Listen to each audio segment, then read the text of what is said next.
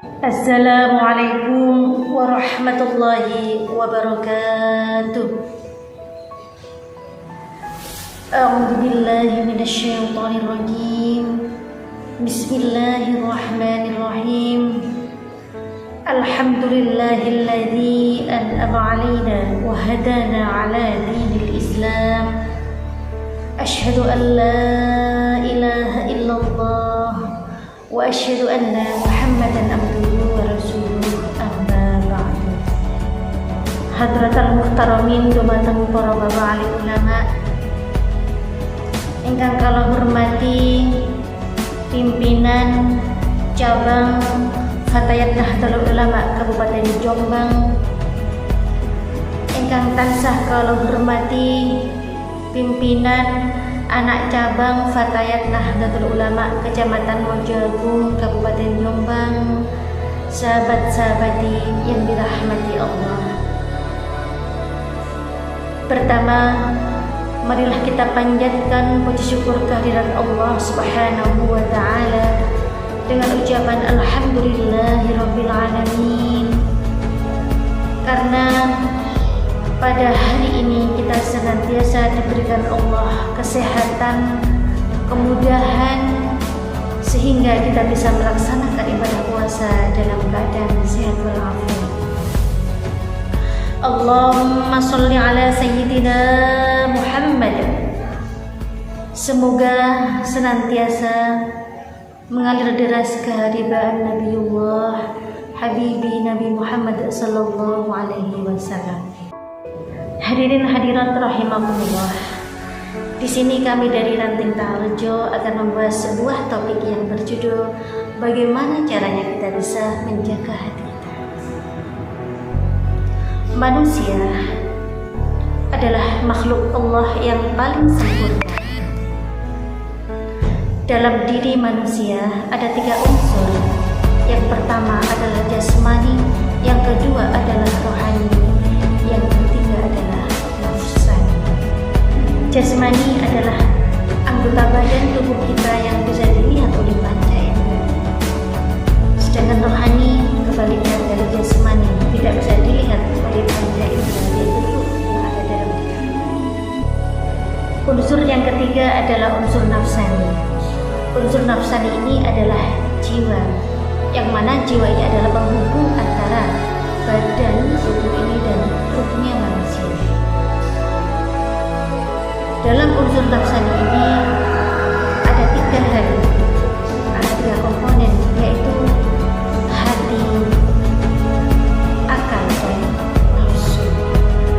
Dalam ketiga unsur ini, hati yang mampu dan bisa mengawal, menolong, mengendalikan hati, badan, jiwa. Hadirin rahimakumullah. Dalam sebuah lagu disampaikan, jagalah hati, jangan kau nodai, jagalah hati, lentera hidup ini. Jagalah hati, jangan kau nodai, jagalah hati, cahaya ilahi. Hadirin rahimakumullah, menjaga hati adalah suatu hal yang sangat sulit sekali, karena hal ini berhubungan dengan tingkat keimanan dan ketakwaan seseorang kepada Allah Subhanahu wa taala. Tingkat keimanan seseorang yang mau menolong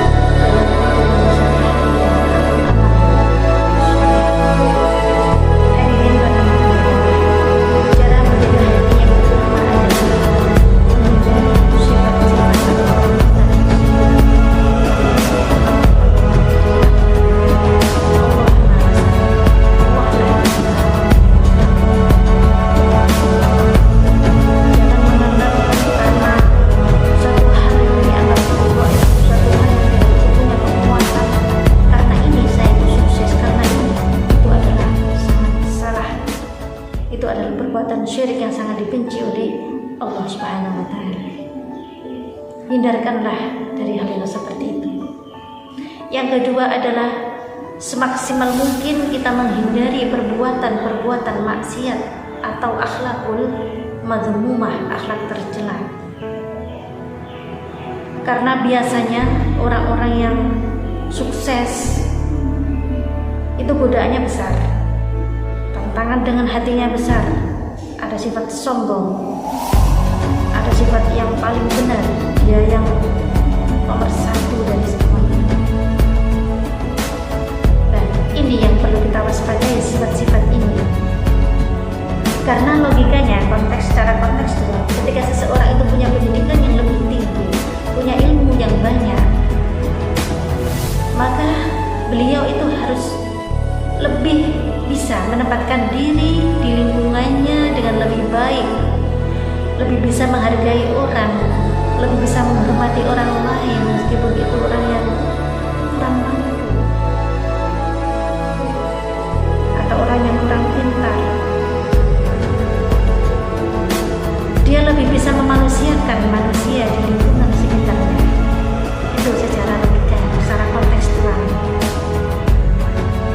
Tapi ketika terjadi di lapangan bahwasanya orang yang merasa dirinya lebih dari yang lain, dengan dia sudah sarjana, dengan dia sudah S-nya S3, kemudian mondoknya 20 tahun, wah ini aku yang paling baik, ini yang top nomor 1 saat masyarakat.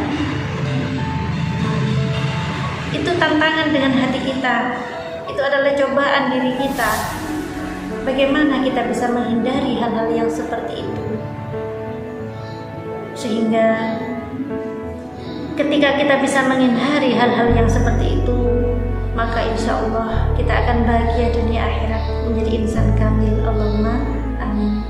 Ketiga adalah syahwat, merupakan suatu keinginan yang tidak dikendalikan, sehingga apa yang terjadi menjadikan menghalang untuk mengetahui suatu kebenaran.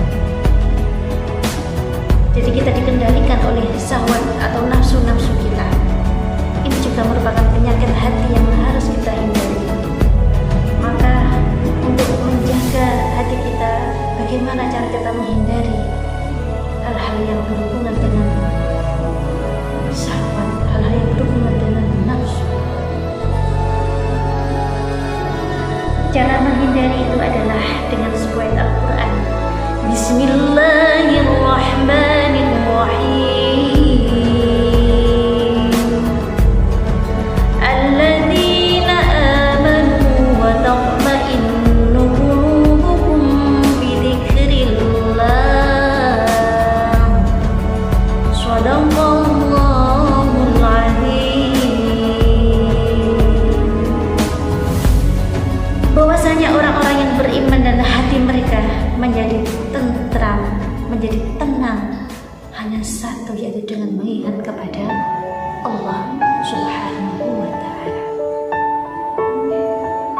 Mengingat Allah tidak harus dengan sholat saja, setiap saat, setiap waktu, setiap kegiatan kita dalam sehari-hari